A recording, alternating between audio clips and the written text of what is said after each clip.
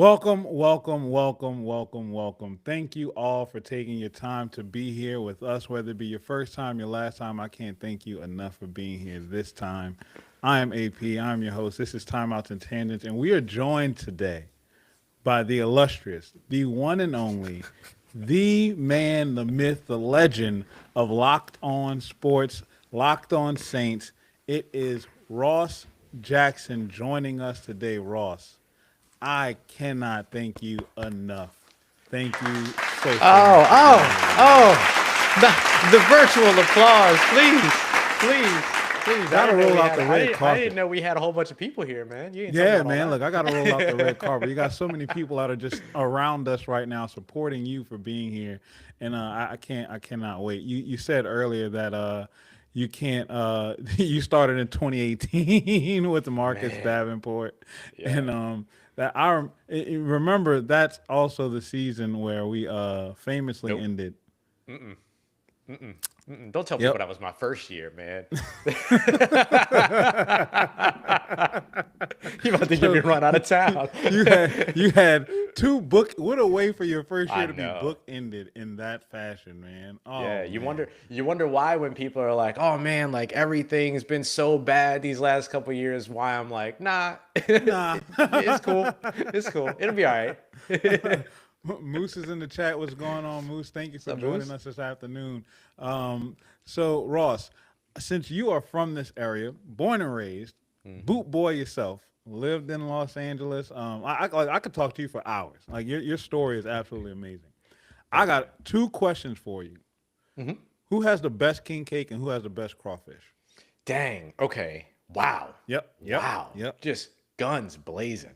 Um, Probably best king cake. Listen, I respect the Don Fong king cake, but that's probably not my top one. I know that's the one everybody Me waits either. in line for, and everything like Nope. that. That's probably not it for me. I'm probably a Gambino's guy more than anything Okay, else, and okay, everything like that. okay, Like I'm okay, kind of okay, there.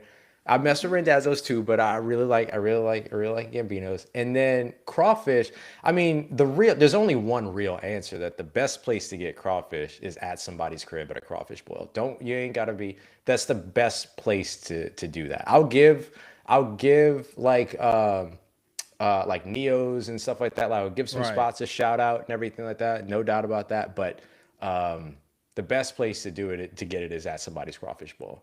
I do not disagree with that answer at all. It's just like everybody's gumbo is good, but it's just not as good as the one you make at home. You know, Yeah, like like yeah. you said, Neo's is a good spot. Smitty's is a good spot in Kenner. If you ever been, shout out to them. This is not a paid promotion. No, No, and I don't like doing free Clessy's is sponsors. fine too over off Clessy's is DMville. fine. Yeah, Absolutely. Absolutely. Babin, what's going on? Moose says, I'll put my crawfish up against anyone's. And that's exactly it. exactly, That's exactly it. exactly. That's Right, right. exactly it. That's exactly it. It's the love. So It's the love. let's get to it. I know you see all the LSU gear behind me, but I am dappered down in my Saints gear. I have so I'm gonna be honest with you. I have a Saints fleur de lis in the dome tattooed on my arm. Nice. It's All been right. there since 2007, okay, Okay. before we actually won a Super All Bowl, right. All right. coming off of a 7-9 disappointing season. That's just how much of a who that man I am. But looking at this roster right now, you know that we need players at every position group on the field. But at the same time, you kind of look at each position group and think that you have a guy that you can depend on. Hmm. Outside of quarterback, what position group would you say is the one that you're least concerned about right now going into Oh, 2026?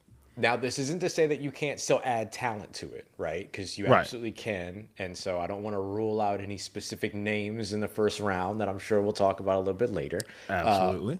But I think safety is that spot. You don't have to add to safety, and you're probably very happy with that. I think, bringing back Julian Blackman, I thought was such a good thing. I asked Brandon Staley near the end of the season, like, hey, how's everything going with Julian Blackman? You really wanted him on the team. What's your pitch to keep him here in New Orleans, despite the fact that he didn't get an opportunity to do anything during the season because he had that torn labrum after the first week?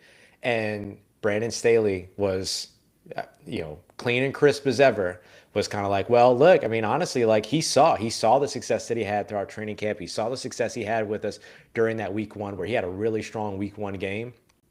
And I think that along with now him being around the facility for a year and understanding how we would be utilizing him, I think that's probably going to be, that would be my biggest pitch, is that the proof is in the pudding. And sure enough, the first free agent they sign, or first guy they bring back this offseason, was Julian Blackman. Then you have Justin Reed, who got better and better and better as he got more comfortable in Yes. Brandon Staley's Yes. system towards the season, throughout the season. Jonas Sanker, same thing. He actually started strong, had a little bit of that rookie wall, but then crashed through It it, which you crashed don't, through. Yes. right, you don't see a lot of rookies do. And then I still like the two guys that are on pending deals right now, or that are pending free agents, that I could absolutely see back, are Ugo Amadi and Terrell Burgess, who gave you really good depth and also give you great special teams. And then same thing with Jordan Howden, special teams and depth. That's a position that I think, yeah, you can add to if the right situation were to fall in your Right. lap. Right. Which we're gonna But get to. yeah. But I think that's a position that I would look at with a lot of confidence as a Saints fan and No, as a Saints staff member. I couldn't agree with that anymore. Because I think out of all the position groups, that is it, because of the different levels, the different guys who can fill different roles with how Brandon Staley's defense plays. You Yep. have enough already there if you don't get the opportunity to add someone that demands you to add them. You know what I'm saying? Yeah, right. So I'm absolutely, I'm kind of impressed at how they were able to get that safety room together, especially after the sudden departure and retirement of Tyrann Mathieu. Right. Like when that happened, we were all kind of looking like, well, what is this going to be, a gaping hole Right. in the most pivotal part of the defense? Because Brandon Staley does like to use three safeties in the rotation a lot. So I think they did a great job doing that. Yeah.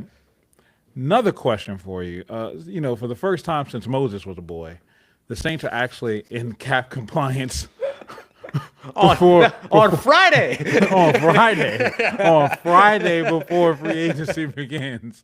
They got Ain't even the time to weekend yet. They spare. already Like kicked back.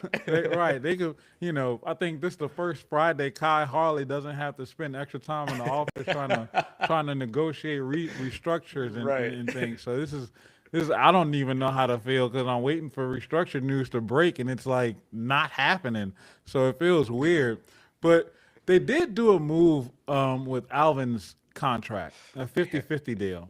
Yeah. So how does that impact him? And is that like setting up for a scenario where we could potentially see them parting ways from him? It sets up a scenario where that's possible, but it doesn't set up a scenario in which that's imminent or whether that's kind of inherent, right? Like, so Okay. it sets it up so that, hey, if something happens and I don't know, let's say the Saints go real hard at running back and then Alvin Kamara sees that and in free agency and then drafts like a Jeremiah Love, and Alvin Kamara sees that and says, "Man, I really want to go somewhere else." And you have your guys now, like I'd like to go somewhere to challenge for a ring, which he's already made so many statements about that's not what he's about at all, Right. and everything that we're operating under a very heavy hypothetical here, right? Right. Right. Because I don't want to put that kind of stuff on Alvin. He's never been that dude. But let's say that were to happen, or something changes massively in his life and it requires him to step away or whatever, right? Anything can happen, right? Football decisions aren't just made for football reasons. True. It makes it so that the Saints got their salary cap relief with his contract this year without guaranteeing more money in the future, which would then create sort of I mean, look, the inverse of this is the Derek Carr situation. Restructured his contract, has the shoulder issue, he has to medically retire, and then all of a sudden the Saints were going to be on the hook for a brand new $30 30 million million. that they had just restructured. Now they got that money back, and I believe they got that money back for reasons. But Yes. because ain't I'm nice, but I ain't I thirty ain't million that nice. dollars I nice. ain't right. Ain't I ain't nobody that nice. 30 million. Yeah, bro. Ain't nobody $30 million nice. I I'm don't gonna write care. that check. Nah, I don't care who you are. And so that's the inverse of this, right? And so now what this basically does is that, and this 50% rule is interesting because the 50% rule in the CBA is written as a penalty. It's written as a penalty. It's where if the bonus money that you're creating far outweighs the base salary or cash that a player is actually getting, that the NFL would usually create a penalty to where you have to take on that money over a certain number of years, whatever, Okay. effectively a proration penalty in a way. It's written like it's a penalty, but the Saints have triggered it in such a way that it actually aids them because they're not restructuring by giving him a signing bonus. They're restructuring by giving him a non-guaranteed bonus. So that could be incentives, that could be a roster bonus, or hey, if you're on the roster on X day, this kicks in and becomes guaranteed, whatever. But it allows them to be able to prorate it by kind of using this provision in the CBA. And I'm going to be honest with JP, that's my very brief understanding of it, because just like many of you, a lot of us are learning about this at the same time. Right. I And was so about to this say, was me like, on the they've phone with never agents used all this. day. Yeah, Right. They've never used this. right. Well, here's the thing. They've used versions of it, but I don't think they've ever used it in this way. I'll give you an example. This is a more aggressive version of what they did with Cam Jordan last year, to where they took a large portion of his base salary that was non-guaranteed and then turned it into incentives. Now, the difference is that because of his performance, he earned those incentives, and therefore the Oh, Saints were on the hook for that money nonetheless. However, with this situation, they don't necessarily have to pay that money out until whatever provisions or whatever stipulations are met, right? You have to be on the roster right. at this Whatever date. triggers. Right, right. Or if it is incentives, then it comes down to the incentive triggers. And so I don't think we have that information just yet, whether it's incentive based or whether it's just bonus based. But I think we're assuming that it's bonus based because that's what differentiates this approach and this strategy from the Cam Jordan strategy. Now, what I said just now is probably like 70% of what else is there. Like there's another whole other level of like, hey, why does this provision exist in the first place? And how did it get into the CBA? And are you able to use it this way? How does it impact the player? Which the money was non-guaranteed in the first place, and so it doesn't really have a massive impact. He still has his $3 million of guarantees. That doesn't change. But this is a long-winded answer because we're all kind of learning this together, which is one of the most, I think, one of the most fun things about covering this team is that every Yes. 2 or 3 years they do a thing that we learn about and then and then get to teach about, like get to share about. And it's an incredible thing. They're so Like, fun. look, I'm not gonna lie. Like, Mickey Loomis has had his ups and his downs, but when it comes to like manipulating the cap and moving contracts around, like him and Kai Harley, like dig deep into the CBA and bend Yeah, loopholes into wormholes. Like they dude. pull off some Doctor Strange magician stuff when It's it comes to incredible. this, man. It's incredible Yeah. the things that they do. And I do want to highlight for a quick second. One of my guys I'm really cool with. He actually, well, I saw it happen when Nick tweeted it earlier, so I wanted to bring it up to you. But he pointed out to me again on Twitter, and he actually said that he saw you a couple weeks ago at Top Hat Tuxedos. His name is Steve, and he wanted to make sure I told you he said hello because he knew that you were Steve. coming on today, man. And we call him Yeah, Zombie yeah. Bob, man. He's the most interesting man in the world. You ever get a chance to meet him, I promise you, you will not feel any different. Oh, My that's awesome. I guys, my appreciate guy that. Paul is in the chat, man. Thank you for joining us. And Ross is actually the goat. Yes, I'm glad you know that. And we are putting on a crawfish boil soon here, Ross. So you're gonna have to come hang out with us, I'm man. gonna I know we have can to. I'm gonna make have to. room for one more for sure. So so I know we're speaking about veterans, talking about Alvin. Um, we're looking at losing potentially Cam Jordan and Demario Davis. Like they're both testing, the free agent market, and we went from a leader in Drew and an equal leader in Demario, and basically the face of the team in Cam. And look, I'm gonna be honest with you. I feel like Cam is just going to like do some fact finding, basically, like see what your true value is. I mean, you've been in the league 15 years. You coming off a 10.5 sack season.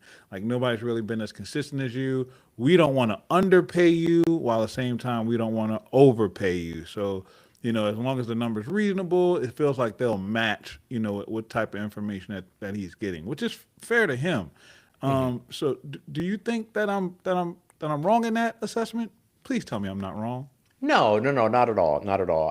Look, everything that now happens when it comes to those guys is going to be based on the money that other teams are willing to offer, right? They're going to get an opportunity to go and set a market. And then if the Saints want to match that market, they'll match that market. But if that market is outside of the parameters of where they would want that contract structure to be, then they won't do that. And we've seen that before, right? Like they didn't want to pay Jimmy Graham what Jimmy Graham wanted to be paid, and so they moved him. They Seattle, he didn't want went. to pay, right. So they didn't want to pay CJ Gardner Johnson what CJ Gardner Johnson wanted to get paid because To the Philly. role, right. So the role that they had for him wasn't requisite or didn't necessitate that amount of money that he wanted. So he got to go and get that money somewhere else. Like the Saints have done this consistently. Caden Ellis, Zach Bond was a little bit different. He didn't fit Yeah, in the he didn't system fit. as a whole, but like Yes.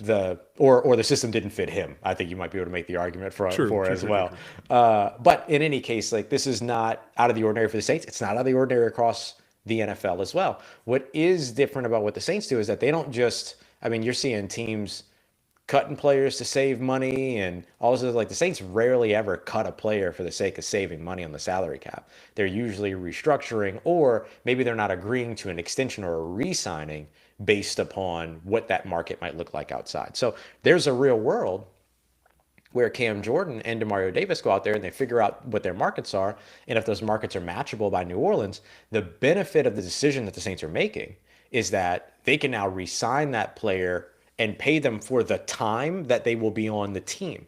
If you were to extend them before their contracts void on Tuesday, the 10th, then your any of that other kind of dead money gets pushed out over the course of the length of the life of the rest of that contract. So you're still pushing Mm, some money. So this allows you to eat the dead cap now, and then effectively it's a brand new negotiation if you do go back to the table with either one of these guys. And let's say if they give them a 2 year, I don't know. I'm just gonna say something like a 10. Let's say it's a 20. 10, like two year, $10 million deal. I'm Right. just making stuff up. But they could pay that out 5 million, 5 million, or whatever. They don't have to create all of this extra funny money and void years and ghost years toward the end to push out 18+ million dollars, right? Whatever it is that they agree upon, they can structure the contract for that lifespan as opposed to kicking more money down the road.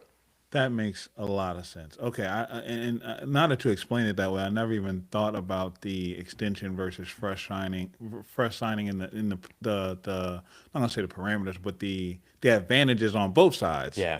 Like Yeah. of course it's always Yeah. better to extend the player while you still have them in house because you don't want them to have the opportunity to talk to anybody else. But that advantage of being able to have a clean reset on the caps, considering all the work that they've done over the last 3 years to get to a point to where now on Friday at 1:20 p.m. they're not scrambling to get under Right. the cap. So I Right. definitely understand that. Yeah. So if we And do you'll leave, notice, no, go I'll ahead, go add ahead. real quick, if you notice like the players that this is with, Demario, 30 plus, Yep. Cam, 30 plus. I'm saying as a 30+ year old, by the way, no insult to Hey, those I'm guys who can I'm do 40, way more so than I'm saying right. they could do way more than I'll ever do at 37. Uh, and Taysom Hill, 30 plus. But then you look at the players that they did restructure, uh, uh, uh, Chase Young, whose contract they just signed, and that's built specifically to be restructured to hell all the way to like 2030 if they want to. They could do this, and then they restructured Eric McCoy, who's a part of their future plans. Justin Reed, a part of their future plans. Three of those four guys. Oh, and then Juwan Johnson as well. Three of those guys are players that either just signed a new contract in 2025, meaning that they signed the contract building 2026 already to be restructured, knowing what that would look like, and are a part of the future plan. So you're paying people that are on your roster and that are set to be on your roster, and then Eric McCoy, who's set to be on your roster, and then with Alvin Kamara, who is one of those 30 plus players, they took this other sort of loopholey avenue. I don't want to call it a loophole because it's not really a Right, right. loophole. It's just them A different operating. approach. Yeah, they're operating creatively within the The borders of framework the of the CBA, CBA. yeah. Yeah, yeah. And so, but they took a different approach with him, right? So, like the way that they're utilizing the money now is with a lot of foresight in terms of understanding. Okay, we can eat this, we could eat this, we could eat this, and then the guys that are on our contract for the next from numerous years, multiple years after, those are the contracts that you restructure. Yeah, you can definitely see now that they're more forward thinking, whereas in years past it was we're living in the now. We're trying to win Yep. now, and they're doing a lot of shifting to not just let's win now, of course, but Yeah. let's win next year. and then the year after now that too. So, but and that leads me to my next question for you. If we do lose a guy like Demario, do you think that we have that vocal leadership in the locker room who can step into that role? I mean, this is probably elementary to say, but I think the goal or the hope then would be that that's Tyler Shuck's next step, is that your quarterback of your team is your vocal leader again. And I think that there's value in terms of what that looks like. I'm not saying that that's better than DeMario, but Right, I'm right, just saying that absolutely. like that, yeah, but I think that would be the goal, right? That you would set things up for him to be the guy that's leading your pregame huddles, that's effectively like creating your and setting your standard and maintaining your standard and everything. Teams want that to be the quarterback. And when Drew Brees left, it was Jameis and Taysom and Trevor Simeon and Andy Dalton and blah blah blah blah. And so thank Ian goodness they Book. had right. And thank goodness they had a Demario Davis, a Cam Jordan that stayed and took kind of the reins when it came to that. But yeah, I would imagine that the player that they would at least hope would be that person, and I'm sure would relish in the opportunity to be that person, just based on what we know about him so far, would be Tyler Shuck. No, I absolutely agree with that. And I was sitting up here fighting back a smile because I'm thinking about all the things that he's done this off season to kind of position himself Great naturally point. into that Great role. point. And that's like so when you brought it up, it's like, okay, I can see the natural progression for him doing that, for Yeah. him not just being the vocal leader in the locker room, but being the face outside in the community as well. Yeah. Beaming people from a float with 50-mile-an-hour Nerf balls. That was Definitely. so funny. That was actually why I was in Top Hat Tuxedos, because I was getting my tuxedo because I was covering that parade for Channel 4 here. And so it's funny that all ties together. But yeah, he was going at them people, He throwing was some going heaters. at him. And look, I think the idea of like the leadership and pumping everybody up and get everybody excited about and everything, like we should have seen this in Tyler Shuck a long time ago. Have you seen the Yeah. video of him after he ran his 4.64 40-yard dash at the combine? No, no, I didn't see the video after. You should look it up. It's just like, Tyler Shuck runs, 4.64 and like reaction or something like that. All right. He comes off of that after running, and then it's a Lucas Oil Stadium, and so there's a big the big jumbotron. You can see the numbers and everything as they pop up. So he's running, he looks up, he sees his time, and he just starts going crazy. He's so excited. He's running around. He's throwing up the Louisville L. He's like pumping up. He's in Indianapolis throwing up the Louisville L, pumping up the crowd in Indianapolis that's there as like general NFL General admission. fans. You Right. know what I'm saying? And That's everything. And so hilarious. like it has been a part of his DNA for some time. And so that's why I think like he's probably the guy that the Saints are hoping that, okay, if that happens and if DeMario departs, this becomes a part of your role.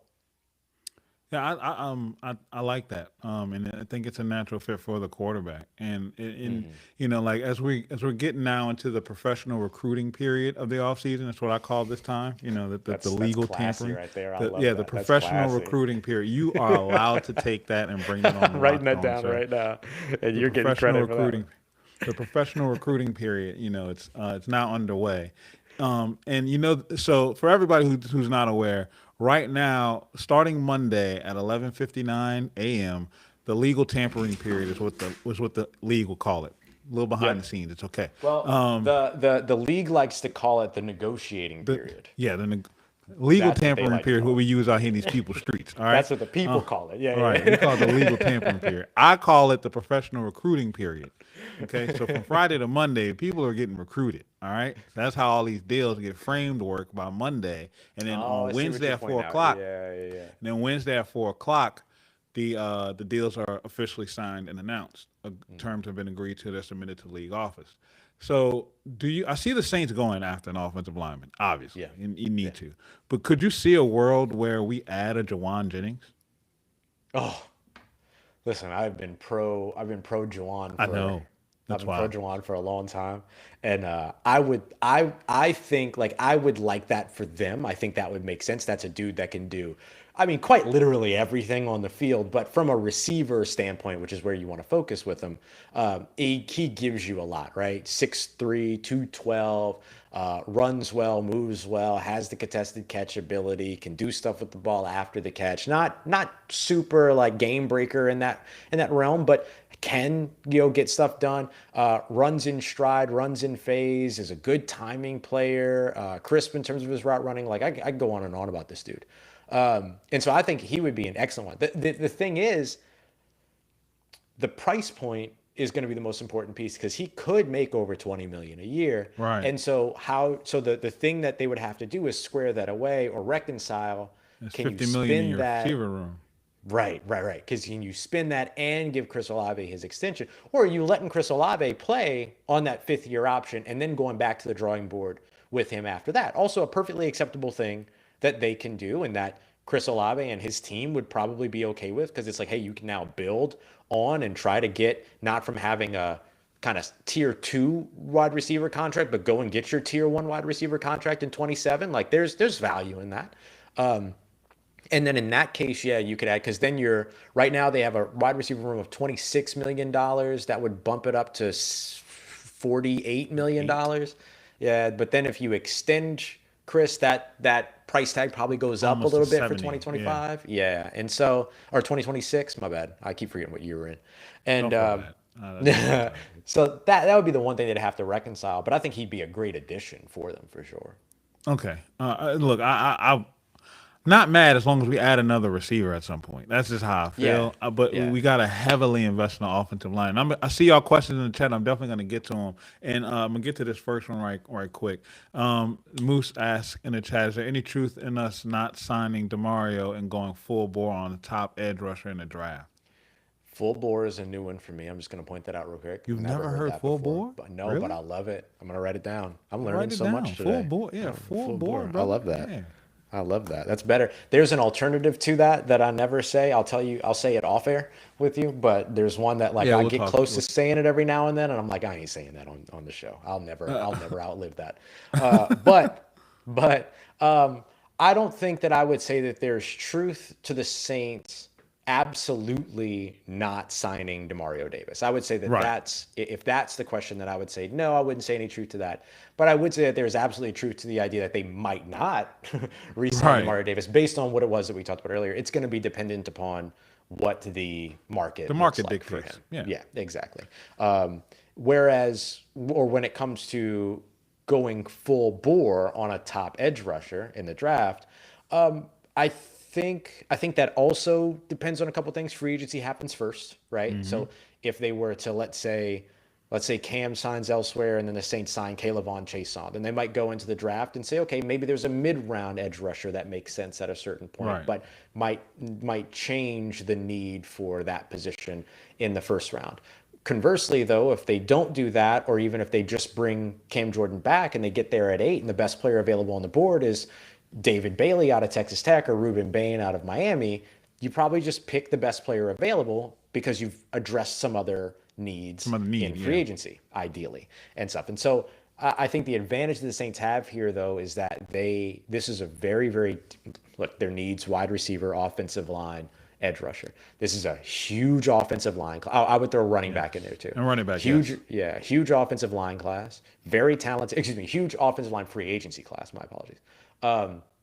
Great running back free agency class with a pretty deep running back draft class. Yes. A decent offensive line draft class, but I don't think you want to draft. I don't think you want to try to draft a day one starter in this class. But No. there's guys that you can develop over a year. A Keelan Rutledge, for instance, would be super fun out of Georgia Tech.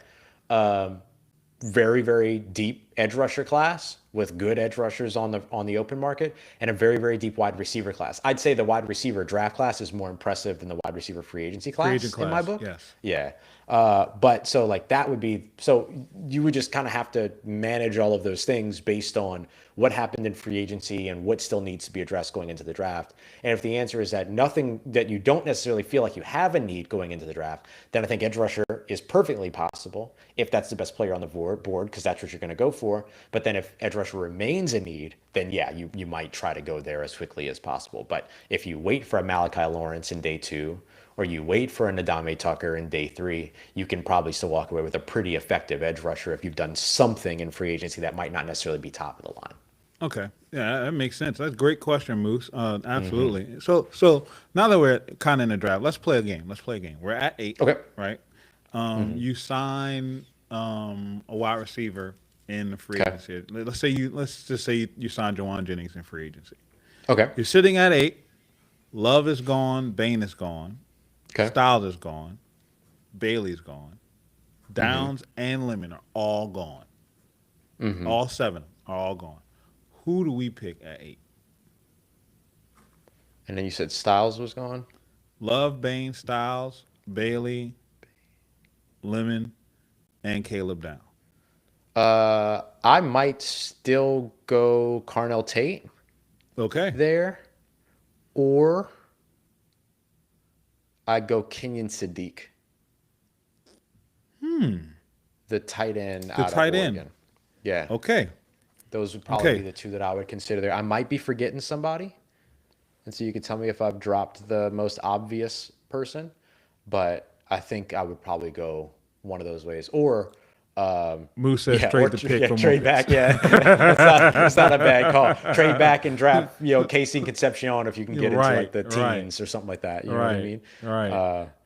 But is there somebody I'm missing out of that? I feel don't like, think Jordan Tyson would be the other one. Jordan So Tyson. Jordan, Oh, yeah, Tyson. Jordan Tyson and Arvell Reese would still be available.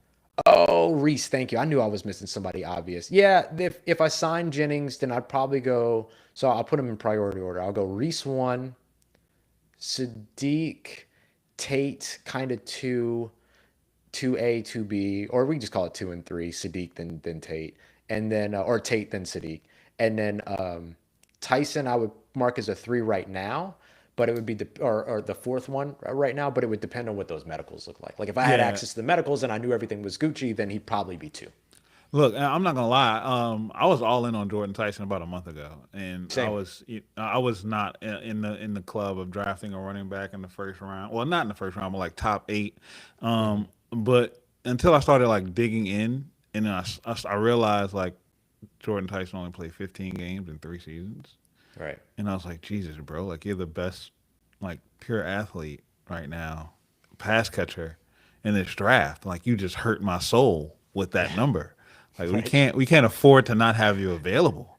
So, like when I look at this team and after I started like digging in and doing my own research, it seemed like Jordan Love is like that guy. And I think specifically for this Saints team right now where we are, and it alludes to Paul's question that we're going to get to here in a second.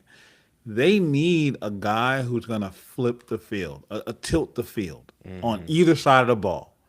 And you have that in Caleb Downs. He's an obvious tilter on the defense.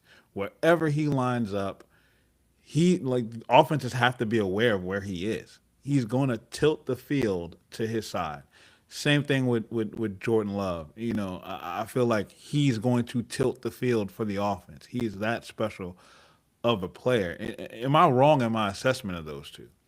No, I don't think so at all. I think, yeah, and I think you're right. That's the kind of player that you're looking for. Like, I like to think about the Saints' best opportunity here is to go into the draft going BPA, but it's best playmaker available, right? And Yes.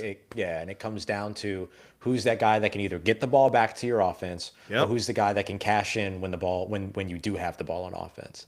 And that's why like an Arvell Reese, a Caleb Downs, like those guys to me are still just as valuable Yes.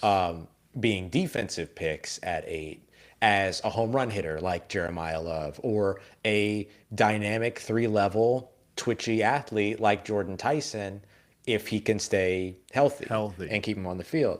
I think that there's like just as much value with the idea of going for these big time playmakers. And look, we know at this point at least that Alante Taylor's hitting the market and he's going to see, what's out there for him.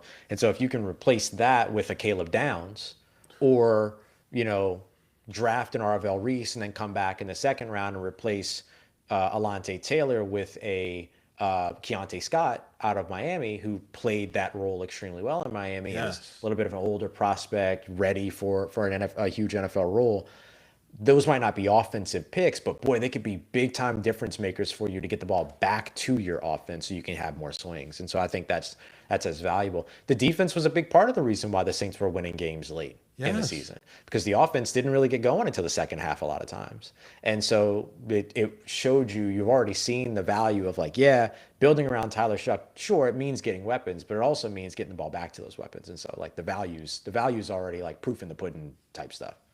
Absolutely, and like I said, leads to Paul's question, and he says this may be a question that isn't relevant, so passive. So, but as a Saints fan, but not a diehard, do you see Shuck being the answer for the future for the Saints? Should fans invest in him? Yeah, I think and I'll be interested in your perspective on this one too, AP, but or your perspective on what I'm about to say. I think this is kind of what 2026 is about, right? To where I do can't I wait to give think you how I framed it. I have a perfect okay. frame. I'm gonna let you answer, but I framed this perfectly at the end of last season, and I'll see how I want to bounce it off you to see how Oh, you perfect, felt about perfect. it. Yeah, I'll go quick. I just think that like 25 was him earning this opportunity in 26, which is the opportunity to prove that he can be the future guy. That's kind of the framework that I use for it. We're saying Hmm. framework a lot. That's kind of I the know, the right? way that I look at it. And so, do I think he can be? I think he has the talent. I think he has the attitude. I think he has the discipline. And I think that he has the presence. I think he has all the things that are necessary for it. But, like I said, sometimes football decisions are made for non football reasons. And beyond that, like, I'm not saying this because of his injury history. I want to be very clear. The injury history that he had in college is It's one that the different, Saints are, yeah, it's the Saints are not concerned about at all. Bone breaks, right? things like that, very different than ligament Soft, damage or yeah. muscle damage, soft tissue stuff, right? And so but injuries will always be the great equalizer of the NFL. Best And ability is yeah, it's availability. availability. And so like that would be the other thing is that like there are several things that are outside of his control and outside of the Saints' control that can get in the way.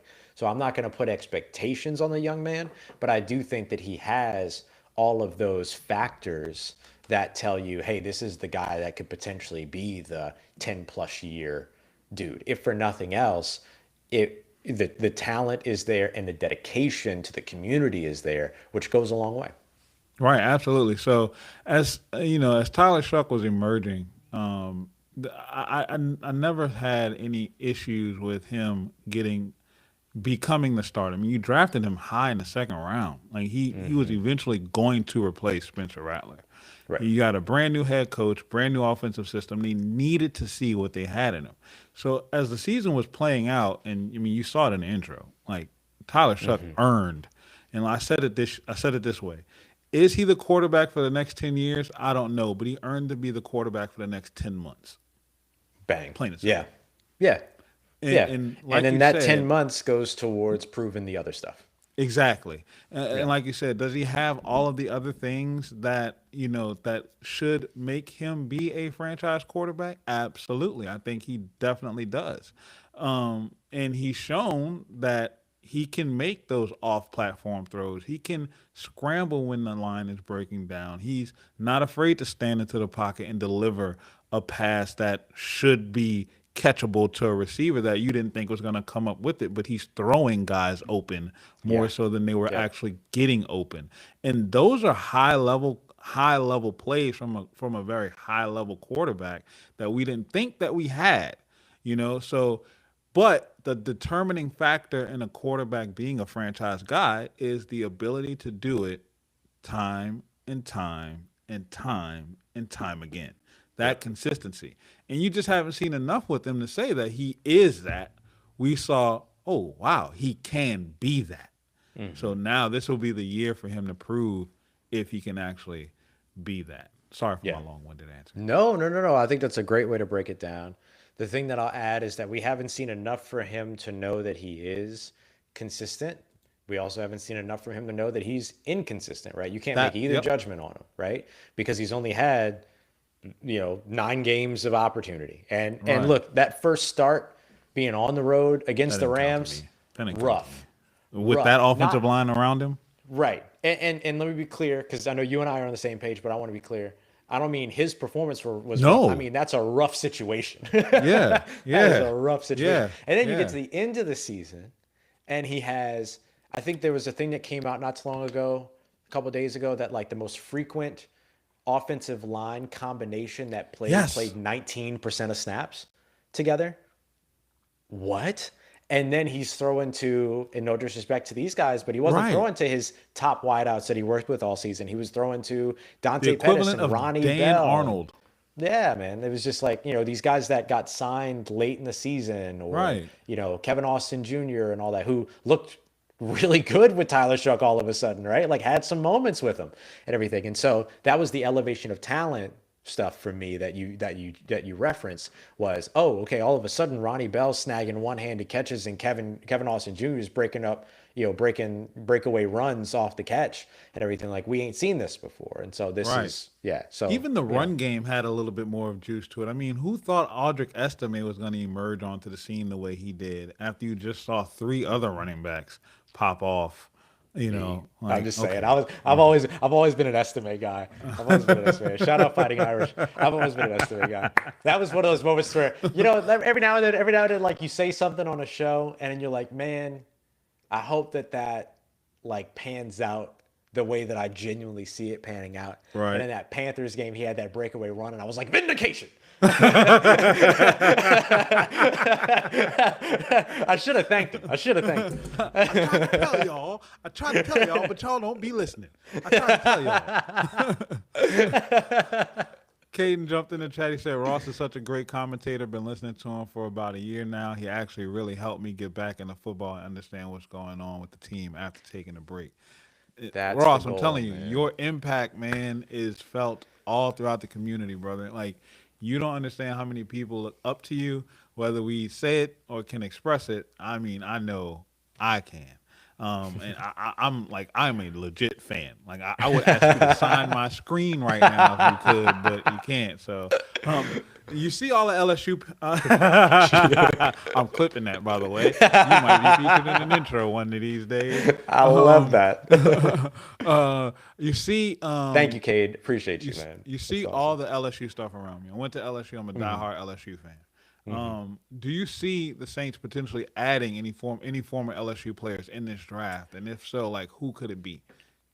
Xavier Thomas, I think, would be one to watch out for. Fast as I all mean, get four two out, eight I think. four. Yeah, yeah, yeah. And I think, look, the Saints need another returner, right? Like they traded away Yes. Rashid Shaheed.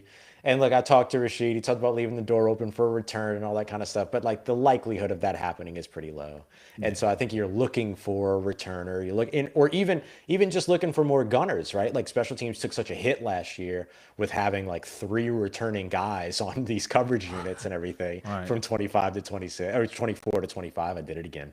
Once again, it's okay. Yeah, hey, here we are. And so I think that like that's a guy that I would look out, or that I would say, okay, yeah, that makes a lot of sense.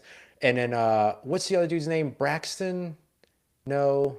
So it's he's his Barry and Brown. Barry and Brown. Barry and Brown. I was thinking Braxton Berrios because BB. Barry and Yeah. Brown is another one of those guys that could be, that return specialist as well. And honestly, like when we were talking about this draft scenario where like these seven big hitters were off the board, like Mansour Delane is a guy that could make sense for them at 8 in the right situation, right? If they feel like Right. Quincy Riley can move inside and play that star role, he loves playing on the inside. He told us that during his intro presser after he was drafted. Knowing that he was going to be playing outside corner in New Orleans, he was like, man, I love playing in the slot. Because he basically, the way for him that he feels about it is that he feels like he's a part of everything. He's a part of every Right. play and everything. And that's what he loves. Great attitude. And so if you draft like a Mansour Delane and then you have him and Kool-Aid on the outside, then you move a Quincy Riley in, like that's a spot that makes sense. But I think it's probably the later guys like Yeah. Barry and Brown as well as Xavier Thomas that probably make the most sense for them. Awesome. All right. Cool. So, and not Saints related, but I know that you hear things, coming out of the combine and everything. What's the feel and the tenor around Garrett Nussmeier? Like, what do you think his Oh yeah. prospects are looking like? People were really impressed about him during the combine, the throwing that he did during that. People felt like they saw a different player than what they saw at Oh, you don't LSU, say. is kind of what I was told. And I think part of that was obviously like even while he was at the Senior Bowl, he was one of the top maybe two quarterbacks at the Senior Bowl, probably in terms of performance. Yeah. And then, but was still operating with that core injury during that time. He wasn't 100% during the Senior Bowl. Clearly made some strides. And obviously, it's different, right? When you're not on pads, in pads, and getting chased around and all at the combine. So, got to be careful of that. But they felt very different there. I felt very positive about him there. The next thing will be the pro day over at LSU, how he participates, if he participates, what he does, what those numbers look like, all those kinds of things. But there seems to be a consensus that, hey, this is somebody to continue to monitor as a riser, but just hasn't been able to do enough yet to really raise his draft stock. So do I think he's going to, I know somebody that thinks he's going to sneak into the back of the first round. I don't know if that's going to be the case. I know people that think he'll be a day two guy. I think there's a chance for that, depending on what he gets the opportunity to do during like pro days and visits and all these other things. The thing about him is that when you get him in the building and you sit him down and you talk to him and you do the interviews as a team, teams are going to fall in love with him. And it's going to take one team to do that. And then, he could skyrocket in that way. I won't go so far as the bottom of the first round, like I've heard, Yeah, sparingly, very, that's very, a very stretch. sparingly. Yeah, that's a Yeah, stretch. very, very sparingly. But I would say that like if he's one of the few guys, few quarterbacks that goes in the top 150, that wouldn't surprise me. Top 100, that wouldn't surprise me. That makes sense. I mean, this isn't, the best quarterback class, coming out right now. Funny, isn't it? Remember what everybody was saying last year? Oh my You got to God, wait this for that was it. 2026 That draft 26 class. draft class was going to be Yeah. it. Thank God we didn't. And I'm not gonna lie, I was on that bandwagon, dumpster fire for Nussmeier. Here we go. I was in that train. I was in that camp. I will call myself out. I was there. It made all the sense in the world to me then. But man, I will tell you, I'm so glad I don't get paid millions of dollars to make those decisions because I'd have been fired. I'd Yeah. Yeah. have been doing just what I'm doing right now, turning on this camera, trying to figure out how I can make this make money.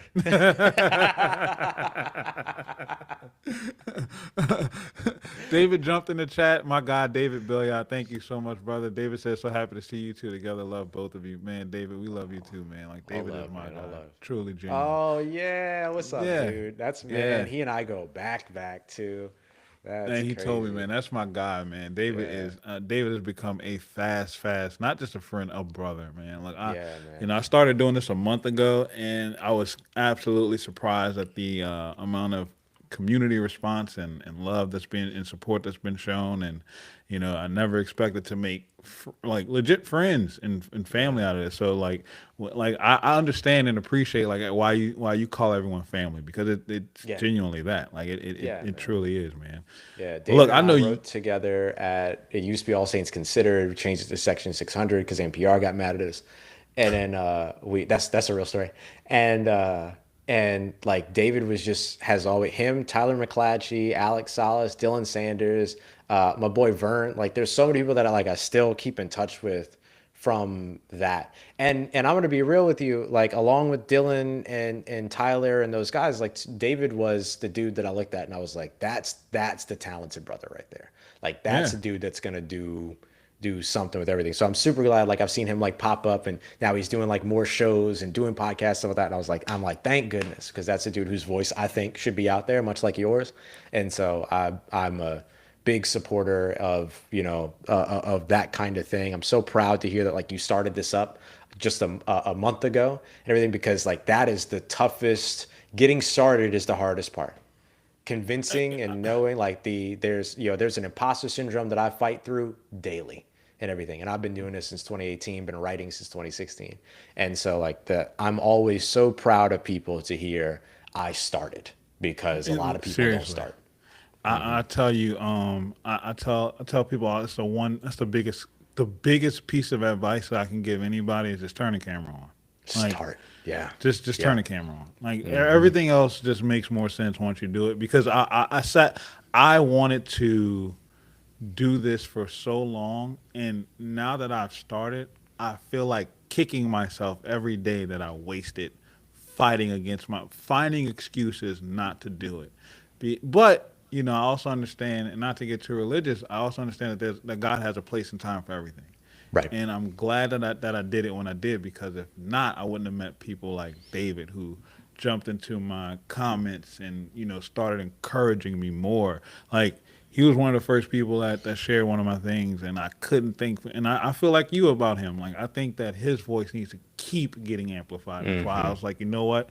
I don't have that big of an audience, but I'm gonna bring you on because I value your opinion, your insight, and how well you amplify the things that you're willing to share. So, no, like David is definitely a guy that needs to get more light shined on him. Absolutely. Yeah. Ross, like I told you, I could sit here and talk to you for hours, bro. And look, We'll I just want have you to to do know, it like, again. I was just about to say, I want you to know, like, this is not going to be our last time. Yeah, there you I actually have go. something off camera I do want to ask you. Yeah, sure. I do want to get some insight from you on something, and so we're gonna wrap it here.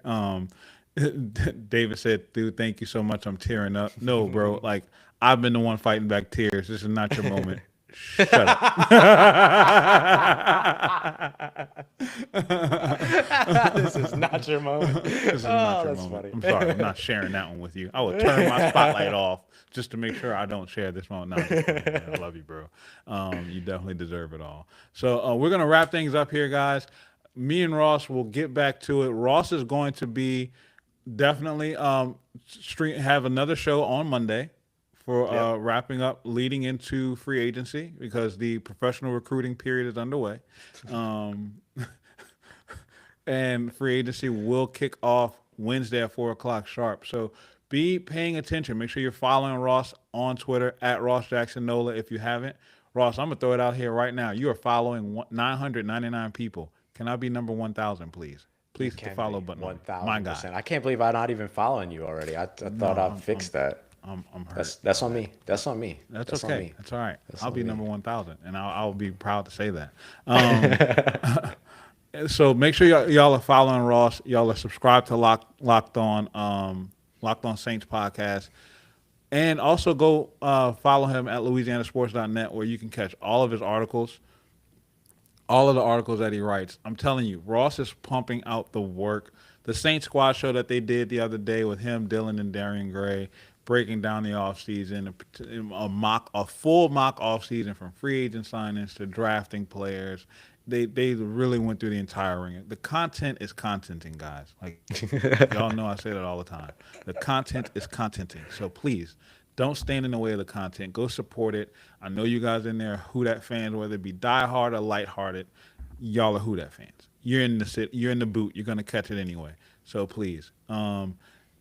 Caden asks if Jeremiah Love isn't at 8, who are we drafting? I will answer this first, and I'll let Ross get into it. It depends on who has not been drafted. Right. And it's really just no. I have been playing with mock drafts since January. There is not a consensus mock draft out there outside of Fernando Mendoza going number 1.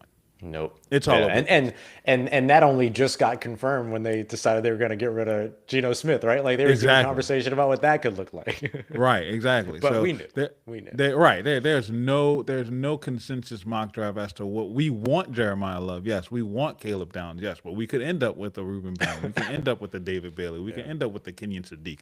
We could end up with the Sonny Styles. Nobody knows. like Yeah. and I love this because this draft is wide open. It's Yep. exciting. And I hope that the Saints don't blow it. I will tell you this, Ross. The one player I would kind of be disappointed if we draft would be David Bailey. Oh, That's just my really? person. Okay. Yes, and I'm Yeah. gonna tell you why. So I play D line. My son plays D line. My son trains with Marlon Favorite. We're My around guy. these elite defensive players. He went to Carr. He played with Richard Anderson. We was in the same locker room with Jakeem Stewart. So we are he's being trained by BT Jordan. Like I'm seeing Wow. Yeah. these guys, like these elite pass rushers play. David Bailey is pure power. He's a little stiff. Like his footwork can be choppy and inconsistent to me sometimes. This is just me. I'm a Yeah. novice, but I'm a football addict. And when I'm watching football games, I'm watching the line more than anything else. Following the ball is easy. You can always catch up to the ball. But I'm Right. watching the footwork on the line. And to me, I feel like the guy he played opposite from was a little bit more explosive. had better moves off of quickness and counter moves than what David Bailey had. And it's not to say that the potential isn't there. It is there. Yeah. I'm tired of potential Yeah. That's fair. because That's fair. if we're gonna draft on potential, then damn it, just draft Taylor Green.